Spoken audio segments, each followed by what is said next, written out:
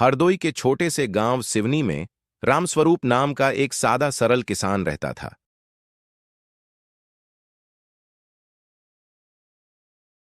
उसके पास 5 बीघा जमीन थी, जिन पर वह गेहूं और सरसों बोता था। परिवार छोटा था, पत्नी कमला, बेटा गोपाल और बूढ़ी माँ। गांव के बाकी किसानों की तरह उसका जीवन भी सुबह से शाम तक मेहनत, पसीना और मिट्टी की गंध में घुला रहता था। लेकिन पिछले कुछ महीनों से उसके खेत में अजीब घटनाएं होने लगी थीं। हर रात कोई जानवर नहीं, बल्कि जैसे किसी इंसान के चलने की आवाजें आती थीं। मिट्टी में पैरों के निशान मिलते, लेकिन किसी को दिखता कोई नहीं। रामस्वरूप को डर तो लगा, लेकिन उसने यह बात गांव में किसी से नहीं कही। लोग मजाक उड़ाते या अंधविश्वासी कह देते। एक दिन जब वह शाम को खेतों की रखवाली करने गया, तो उसने देखा कि गेहूं के बीचों बीच की मिट्टी किसी ने खोदी हुई है। उसी पल हवा में हल्की सी आवाज गूंजी, रामस्वरूप। वह चौंक गया, चारों तरफ देखा, पर कोई नहीं था। उसने मन ही मन सोचा कि शायद थकान के कारण भ्रम हो रहा है। लेकिन जब दूसरी और तीसरी रात भी वही आवाज आई, तो उसे यकीन हो गया कि कुछ तो राज है। तीसरी रात उसने गोपाल को साथ लिया। दोनों ने खेत के किनारे एक झोपड़ी में छिपकर निगरानी की। आधी रात बीती होगी जब फिर वही आवाज गूंजी, धीमी पर साफ।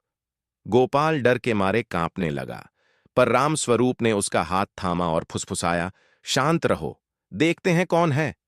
आवाज फिर आई, और इस बार गेहूं की झाड़ियों के बीच कोई परछाई हल्की सी हिली। रामस्वरूप ने कुदाल उठाई और धीरे से आगे बढ़ा। झाड़ियों के पीछे किसी ने मिट्टी खोद रखी थी। अचानक वह परछाई भागने लगी। गोपाल ने झटपट लालटेन उठाई और रोशनी डाली। सामने एक आदमी था, चेहरा गंदगी में लिपटा, कपड़े फटे हुए। रामस्वरूप ने उसे पकड़ लिया।